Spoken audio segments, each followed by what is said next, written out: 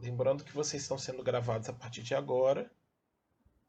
Beleza? Então a gente vai começar, vai retomar a discussão do octeto e as questões das ligações químicas, tá?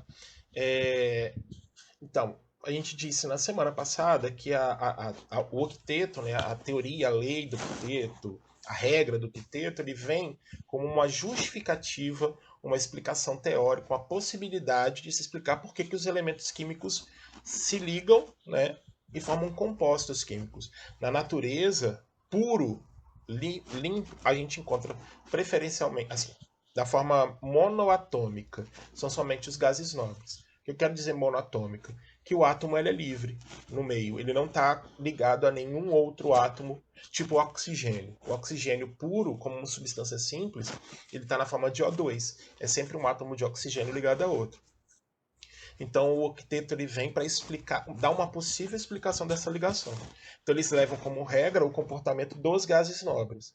E os gases nobres, como eles não fazem ligação, o que eles observaram?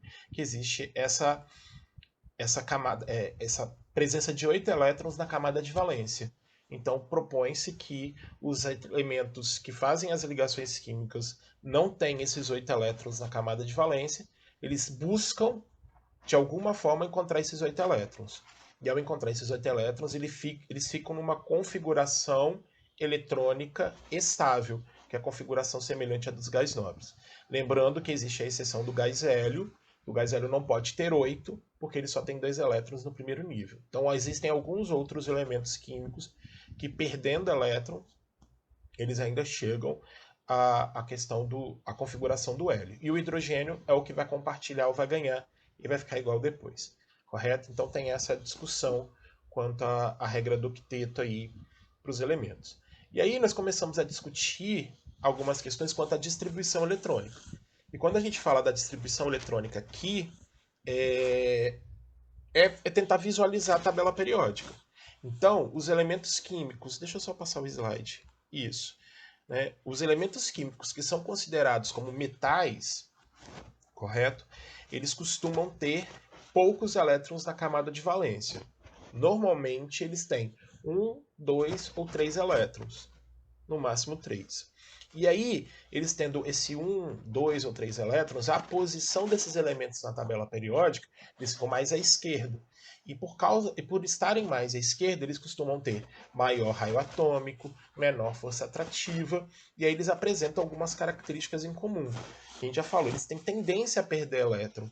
Então a gente vai dizer que ele tem uma alta eletropositividade, uma grande tendência em perder elétron e ficar com carga positiva. E aqui tem uma segunda observação. Eles conseguem adquirir o octeto, lá, de acordo com a regra, perdendo esses elétrons na camada de valência. Então, se você fizer a distribuição eletrônica de um elemento químico desconhecido e observar que a camada de valência dele, se ele possui 1 ou 2 ou 3 elétrons, é bem provável que esse elemento seja um metal. Que ele vai perder esses elétrons e aí ele vai se estabilizar, né, vai ficar numa configuração estável, de acordo com o octeto, formando cátions. No mesmo raciocínio, nós temos os ametais, que são os elementos que estão mais à direita. Eles estão mais à direita e a gente costuma encontrar neles, na camada de valência, 4, 5, 6 ou 7 elétrons. Então a quantidade de elétrons aumenta. Mais à direita, o raio atômico é menor.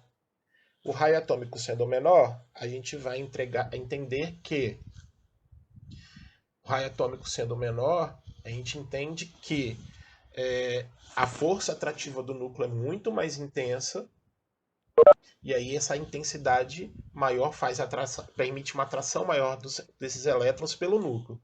Por isso que os ametais eles são ditos que têm alta eletronegatividade. E por ter uma grande tendência em atrair os elétrons, eles vão adquirir e alcançar esse octeto, esses 8 elétrons, ganhando elétrons que vêm de outros elementos. E eles se estabilizam formando ânions. Lembrando, peraí, que esse ganhar aqui, tá certo? Para os ametais, ele não necessariamente pode vir por transferência, ele pode vir por compartilhamento. E aí a gente comenta isso daqui a pouquinho, certo? Mas aí por compartilhamento a gente não tem aquisição real A gente tem uma aquisição fictícia, né? Existe um polo negativo e um polo positivo. Vai depender da eletronegatividade. Inclusive, eu já estou me programando que aí a semana que vem, a próxima aula que a gente tem envolvendo esse assunto é discutir o número de oxidação.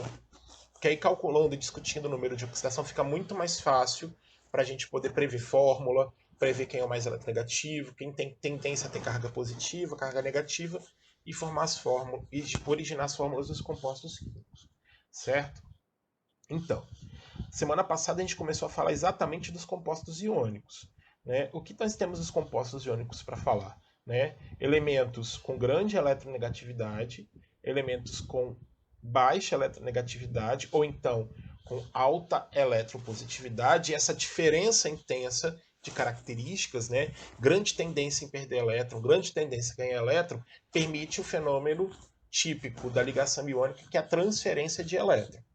Então, quem faz transferência de elétron? Normalmente, elementos com grande eletronegatividade interagindo com elementos de baixa eletronegatividade. E aí uma coisa que eu falei muito para vocês no nono ano, enfatizei no primeiro ano e lembro agora. Regra, macete, não existe. Eu precisaria saber os valores de eletronegatividade para fazer a diferença. Então, normalmente, quem faz ligação iônica são os metais com os ametais. E os metais ligados ao hidrogênio. E o metal sempre perdendo elétron, ficando com carga positiva. Certo? Tem exceção? Tem. Aí se eu falo que eu tenho um metal e um ametal, e eles fazem ligação covalente, você vai falar, porque eles têm baixa diferença de eletronegatividade. A diferença não é tão grande assim. Certo? No geral, metal com ametal, metal com hidrogênio. Mas a ligação iônica é entre elementos de baixa eletronegatividade que vão perder os elétrons para os elementos de grande eletronegatividade. Aqui eu estava querendo só lembrar, não sei se eu comentei na semana passada, né? Que exatamente porque eu tenho cargas positivas e negativas, cargas reais, eu acabo tendo interação com as outras estruturas de NaCl. Então, os compostos iônicos, normalmente, eles se encontram no estado sólido, na forma de cristais, interagindo a carga positiva de um composto com a carga negativa do outro, e vice-versa. Então, forma uma trama, uma rede. Então, essas estruturas são bem sólidas, porque esses átomos eles estão bem unidos uns aos outros, certo? Mas, em compensação, você já sabe, por exemplo, no NaCl, que a água facilmente desfaz essa interação entre o sódio e o cloro. Então eles fazem as ligações iônicas e geram uma nova interação ali. Permite a dissolução, certo? Mas isso aí vocês já sacam para dedéu, tá? Só lembrando que se alguém tiver alguma dúvida, pode mandar mensagem ou pode falar direto no microfone, tá? Só não deixe o microfone ligado direto para a gente não ficar ouvindo a respiração de vocês. Tá tranquilo quanto a isso? Sim ou não? Reginaldo. Senhor. Então, os compostos iônicos, que é só metal e ametal e metal e hidrogênio. Presta atenção. Quem são os compostos iônicos? São os compostos que fazem ligação iônica. No geral, é isso aí que você falou. Mas existem exceções, correto? Então, por teoria, por definição, quais são os compostos que são denominados iônicos? São aqueles que fizeram a ligação iônica, são aqueles que tiveram transferências de elétron de um átomo para o outro. Quem faz a transferência de elétron? O elemento de baixa eletronegatividade para um elemento de grande eletronegatividade. Se eu falar para você que em todos os casos o metal vai perder elétron para o ametal, eu estou equivocado, porque existem compostos entre metais e ametais que não são iônicos, são covalentes. Então, eu posso dizer que compostos iônicos são metal e ametal com grandes diferenças da negatividade. Eu sugiro que você tenha sim na sua cabeça, que é sempre o de baixa eletronegatividade para o de grande eletronegatividade. No geral, geralmente, grande parte, quase 100%, é metal com ametal e metal com hidrogênio. Mas tem exceção, não é 100%. Você Ok. entendeu? Eu Uhum. falo assim porque às vezes eu volto a lembrar detalhes de questão de vestibular. E vestibular, ele é muito chato, porque ele é muito teórico, ele vai muito nesses detalhes. Então já tiveram questões exatamente dessa forma. Então assim, olha, ligação iônica são as ligações existentes entre os metais e os ametais. Isso é falso, né? Porque existem metais e ametais que não vão fazer ligação iônica. Ou então era assim, a questão os metais quando se ligam aos ametais fazem exclusivamente ligação iônica. E isso não é, já caiu em discursivo, inclusive na UFES. Então é só tô deixando claro essa situação, que é para não confundir a bagaça. Beleza?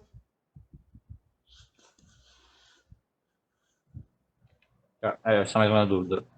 Dá para dizer, tipo, que a ligação do composto iônico é mais forte ou não? A ligação iônica, você está falando. A ligação iônica é mais forte que as Assim, outras, porque teoricamente. Então, vamos lá. Se a gente pensar em forças de ligação, a ligação iônica ela tende a ser mais forte. Por qual motivo? Porque, por exemplo, todos os compostos que têm natureza iônica, a maioria, eu acho que a maioria, eles são sólidos, correto? Se você entende que sólido tem que aproximar as partículas uma das outras, existe interação entre elas, né? Então essas interações iônicas elas são mais intensas.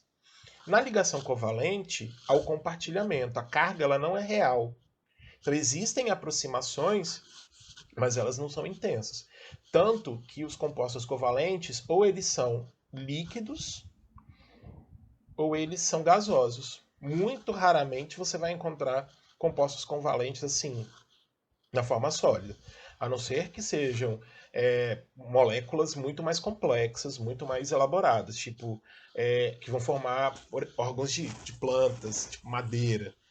Mas no geral, os compostos em si, puro, né? Ele puro, eles costumam ser mais líquidos e sólidos. A não ser as macromoléculas, que aí a interação, a superfície de contato aumenta. Mas normalmente tem essa diferença. Falei demais, eu acho. Você entendeu? entendi. Já que a maioria dos compostos iônicos são sólidos, então a tendência é que eles tenham uma ligação mais forte. A ligação química. Agora, a interação entre as partículas ela não é tão forte. Por qual motivo? Porque se fosse forte, a água não dissolveria sólido. Isso acontece. E a água, eu tô marcando esse povo que entra e sai, hein? Pelo amor de Cristo. Atrapalhando a aula, hein? É, onde eu tava? Então, a iônica, ela é forte, mas ela não é tão, vamos dizer assim, rígida ao ponto de não ser quebrada. Tanto que a água, tem ligação de hidrogênio, ela garante a dissolução de um sólido, sem problema. Então ela não é intensa ao ponto de ser inquebrável. Ela tem como ser quebrada sim.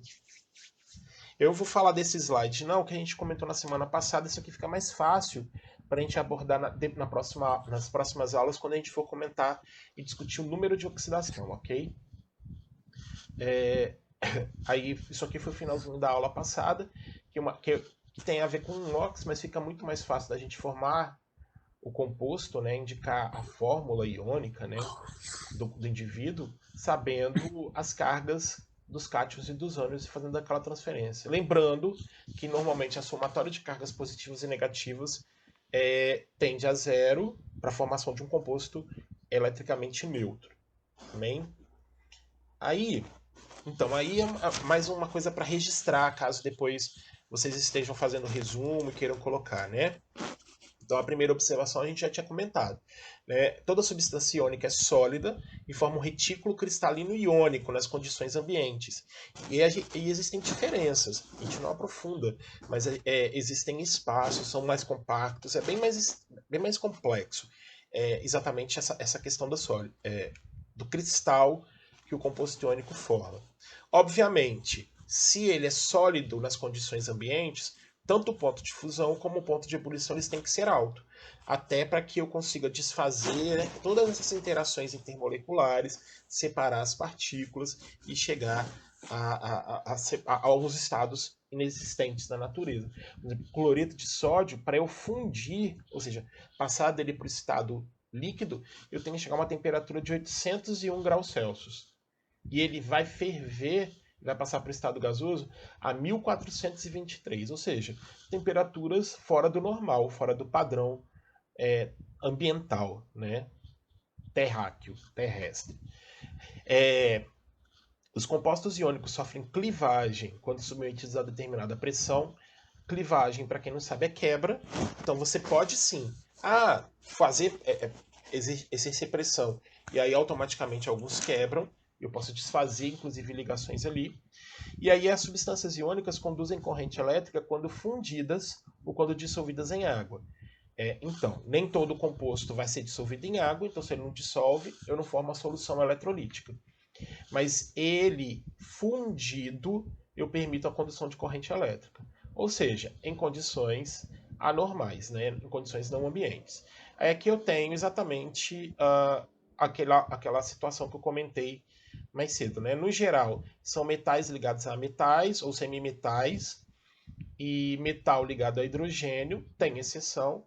Quando isso acontece, esse parâmetro aparece, é sempre o metal doando elétron, tá? Eu tenho uma ligação iônica e a substância é conhecida como substância iônica, ou composto iônico. E é sempre um sólido, correto? Tranquilo aí?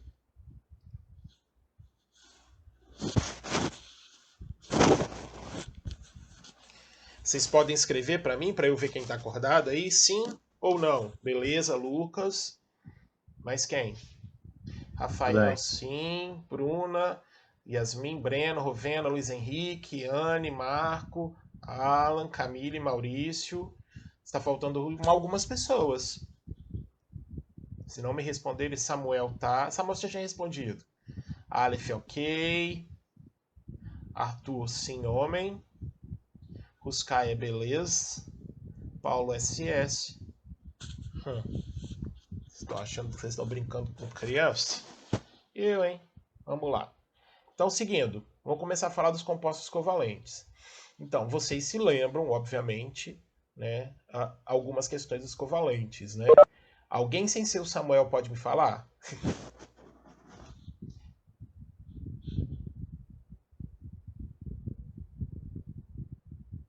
O que seriam esses compostos? O que seria uma ligação covalente? Esse slide ele está errado, esses exemplos aqui de baixo, tá? Ignora-os.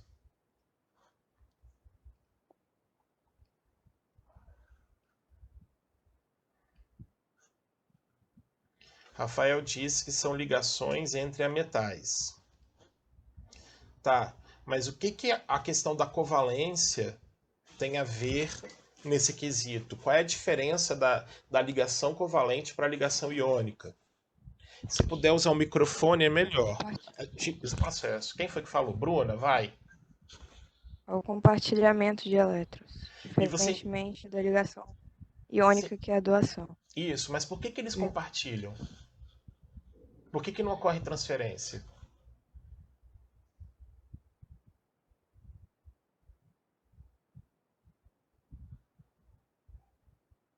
Isso, Camila, é isso aí. Mas eu quero saber por que ocorre, então, compartilhamento nessa ligação ao invés de transferência? A resposta tá: quem é que faz ligação covalente? Vai. Diferença de eletronegatividade. Tá, não entendi. Tem diferença, não é isso? Mas a diferença é alta ou ela é baixa?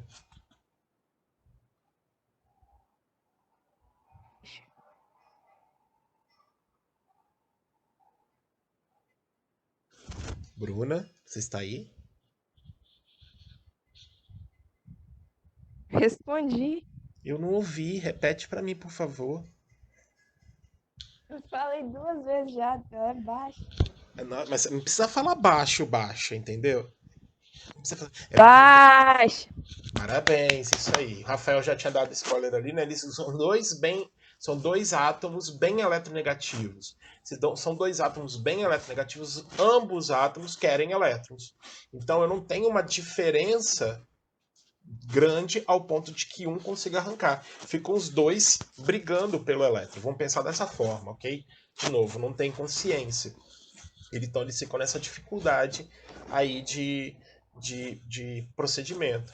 Então eles compartilham um elétron do outro. Por isso que a gente fala, como a Camille comentou ali, a questão dos pares de elétrons. Então nós vamos pensar agora que não tem um elétron vindo para o outro. Eu tenho um elétron de cada átomo sendo compartilhado por ambos, certo?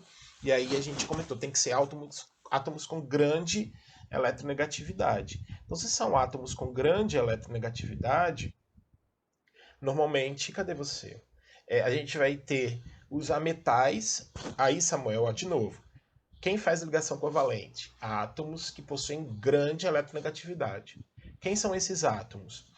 Aí são os ametais se ligando a ametais e são os ametais se ligando ao hidrogênio. Geralmente, existem metais que têm uma eletronegatividade próxima de alguns ametais, mas no geral é esse o critério. Quem vai fazer a ligação covalente, geralmente, são os ametais se ligando a outros ametais ou esses ametais se ligando ao hidrogênio, beleza? Deixa eu passar aqui. Peraí, Camille pergunta, então os dois sendo bem eletronegativos, nenhum tem força suficiente para arrancar um elétron do outro, então compartilhe. É exatamente isso, tá certo? Agora, tem situações em que os dois átomos têm a mesma eletronegatividade. E se os dois átomos têm a mesma eletronegatividade, fica estranho eles conseguirem fazer ligação dessa forma. Mas existem, por exemplo, o O2 é o oxigênio ligado ao oxigênio. E como é que esses dois átomos conseguem compartilhar os elétrons, mesmo tendo os dois tendo a mesma eletronegatividade? É porque é mais interessante eles ficarem a questão da explicação do octeto. É melhor eles alcançarem uma configuração estável, que é essa com 8 elétrons, do que estar com a configuração com 6, que seria a quantidade de elétrons. Mas mesmo formando O2, tem uma questão de carga. Por quê? Não sei se vocês vão se lembrar. Qual é a carga do oxigênio no O2? Zero. Zero, né? O O2 é zero e o oxigênio também é zero, porque não tem diferença de eletronegatividade. E o oxigênio não quer ser zero. Ele é um elemento com grande eletronegatividade. Ele quer ter a carga menos 2. Por isso que o oxigênio é um composto químico altamente reativo. Por isso que existe a combustão, existem os fenômenos de oxidação, tendo como base o O2. Porque o O2, o oxigênio ali no O2, ele não quer ter a fórmula zero. Ele vai ter uma forma mais estável, tendo a carga menos 2. Então o O2 passa a ser um composto muito reativo. A mesma coisa vale para o hidrogênio e para vários outros elementos. Por isso que essas reações às vezes acabam acontecendo dessa forma. Mas tá. Existe a representação de Lewis também, acho desnecessário. A fórmula estrutural aqui ela é importante para a gente calcular e discutir o que é a ligação dativa. Mas isso aqui é a ligação covalente coordenada. É aquela situação onde o elemento ele já estabilizou, mas possui par eletrônico para compartilhar ainda. Mas isso aqui eu vou explicar posteriormente, depois que a gente discutir a questão do NOx. Que aí, sabendo a fórmula molecular, eu consigo montar essa fórmula estrutural e indicar as ligações ali. Cadê você? Aqui, beleza. Então, quem são esses compostos? Quais são as características desses compostos covalentes? Tá? Então, aí no caso, nesses compostos que são chamados de covalentes, a gente chama eles de compostos moleculares. Eles são as moléculas. Por isso que é bom a gente ficar atento quando você fala, por exemplo, quem é que se dissolve na água? São moléculas. Nem sempre são moléculas. Quando a gente fala que são moléculas, eu estou me referindo aos compostos covalentes. Então, essas substâncias moleculares, então, eu posso encontrar nos 3 estados físicos. É o que eu estava discutindo mais cedo. Ó. Aqui, ó, açúcar, C12H22O11. É um composto covalente. Mas olha o tamanho da cadeia. A cadeia tem 12 carbonos, então eu tenho uma superfície que consegue uma interação maior. Então eu consigo ter essa fórmula sólida a partir daqui. Mas as moléculas menores, normalmente, eu vou encontrar elas no estado líquido e elas no estado gasoso. Essa questão do estado líquido e do estado gasoso tem uma série de situações aqui. É por causa das polaridades das ligações, por causa da geometria, e aí a gente comenta isso depois, tá? Mas no geral, é líquido ou gasoso. Moléculas mais complexas de estruturas maiores, as macromoléculas, elas costumam ser no estado sólido. Ou no máximo encontram no estado líquido. Por exemplo, os óleos. Apresentam baixos pontos de fusão, né? Em geral menores que 500 graus Celsius, porque sem a presença de íons não existem forças elétricas muito intensas unindo as moléculas formadoras dessas substâncias, que é o que eu já tinha comentado anteriormente quando Samuel perguntou e questionou. E quando puras, elas não vão conduzir corrente elétrica, com exceção do carbono grafite. Só para lembrar, vocês já viram isso, né? Alguém se lembra qual é o conceito de ácido? O que é um ácido? Você dissolve ele na água, ele vai liberar H, hidrogênio, eu acho. Não é OH, libera OH. Não é. Isso é base. Então, o H é a base. Mas o que é um ácido? O ácido é uma substância, não é que ele dissocia. Ele ioniza com a água. Ele reage com a água, aí eu formo íons, cargas positivas e negativas. O positivo é o H+, o H3 ou a mais. E aí eu libero o ânion. E agora aquele cátion e aquele ânion no meio aquoso permitem que essa solução seja uma solução eletrolítica. Então se eu tenho 1 litro de um ácido puro, ele nem ácido é. O comportamento ácido aparece no meio aquoso. Puro, ele não vai conduzir eletricidade de forma nenhuma. Correto? Tá, beleza. Inclusive, isso aí a gente já comentou, é o que a gente chama de solução eletrolítica. Quanto mais íons eu tiver dissolvido no meio, melhor a condução de eletricidade. Certo? Composto capaz de transferir íons numa reação química, né? Eletrolítica, Camille, é capaz de conduzir eletricidade. Aí tem que ter muitos íons dissolvidos ali no meio, né? Presentes no meio aquoso. Se eu tiver poucos íons, eu tenho uma menor condução de eletricidade, menos eletrolítica ela é.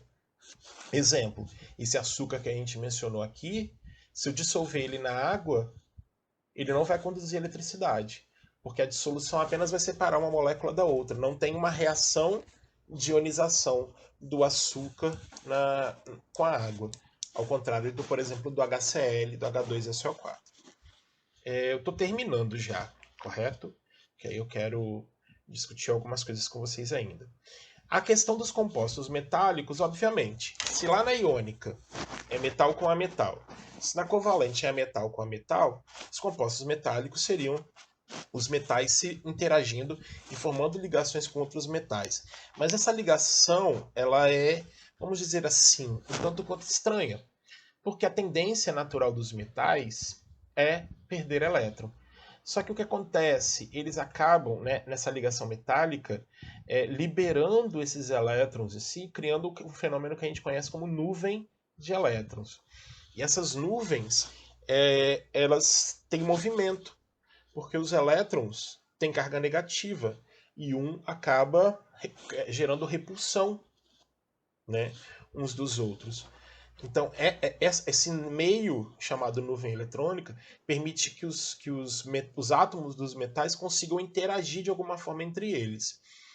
Nessa questão, esses metais eles se tornam compostos muito reativos, porque não é da natureza do metal fazer ligação com outros metais. Então, é a mesma questão do oxigênio.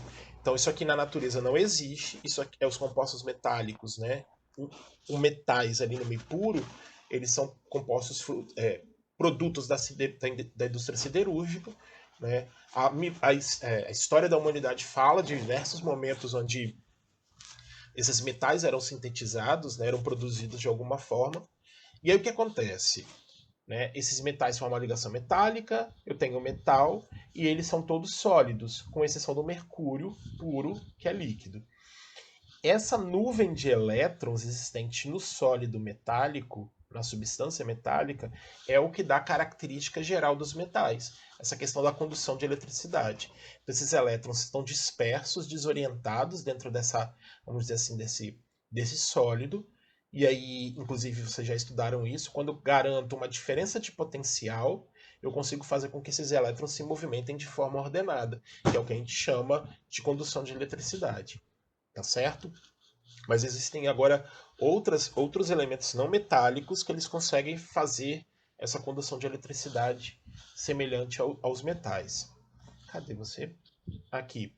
Então, o que nós temos de característica desses compostos metálicos, né? Dos metais ligados a metais. Então, nós já falamos de alta condutividade elétrica devido a essa nuvem de elétrons desordenada, que aí a diferença de potencial vai permitir que esses elétrons se movimentem de forma ordenada, né? Num sentido, que é a corrente elétrica por si só.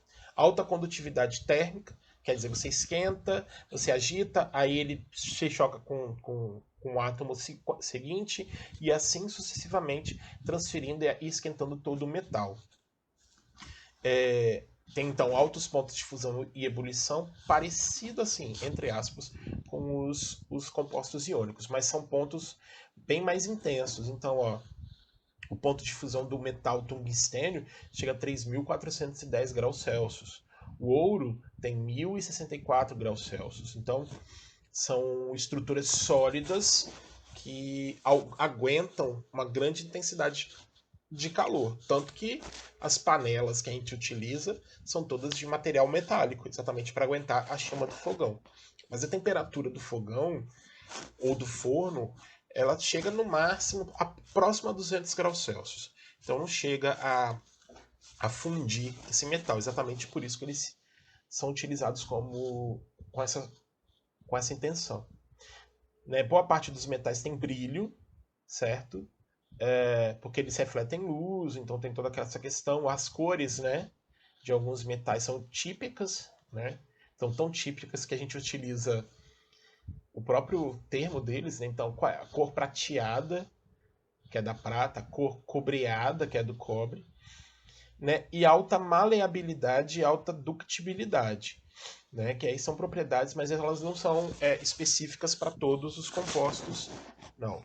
Regis, pode voltar no outro slide depois rapidinho? Você tem que me mostrar, tá? Qual é? É esse aqui?